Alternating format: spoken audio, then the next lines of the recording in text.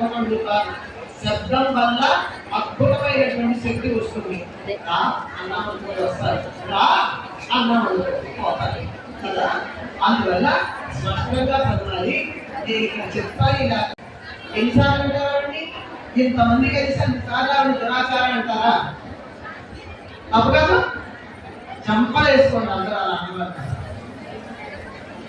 మధ్యలో పారాయణ చేసేటప్పుడే ముందరే చెప్పా, మంచినీళ్ళు కావాలన్నా ఒక ఆముదం అయ్యాక తాగండి, మధ్యలో తాగద్దు అని.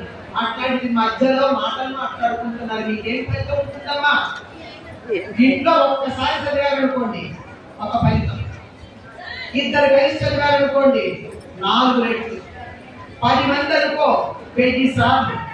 ఎవరికి సుమారుగా 1000 మంది ఉన్నారు, నీకు ఎంత ఫలితం రావాలి? చెడగొట్టుకుంటారా ఫలితం? అంతా చెడగొట్టుకుంటారా ఫలితం? అంతా చేరతారా? దాని దుఃఖదగాటి చేతులు 100 వరకు కూడా మనం వేయించుకుంటాం, అందరికీ ఇస్తాం. తీసుకుంటాం తప్ప చేరదు. అట్లాంటిది ప్రశాంతంగా నేను ఇలా అన్నప్పుడు 16 అక్షరాలు కలిపి చదవండి. 8 అక్షరాలు కాపడండి. మనమే లోకల్ పోర్ట్ వేయటం లేదు. 8 అక్షరాలు కాపడం అంతే కదా.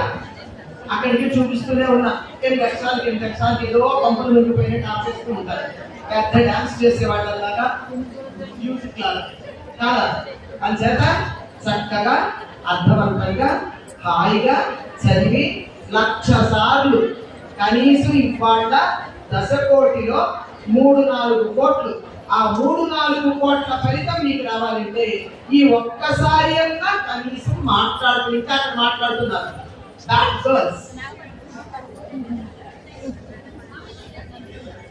అయిపోయి కదా, హ్యాపీ.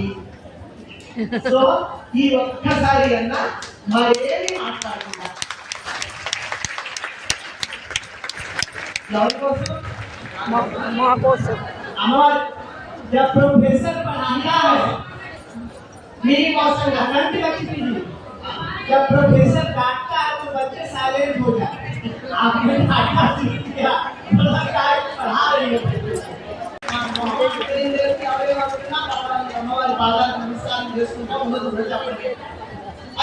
बस 2 ఇక్కడ వాలంటీర్లు కూడా ఎవ్వరూ మైక్ తీసుకుని మాట్లాడద్దు ఈ పారాయణలో. అర్థమైందా?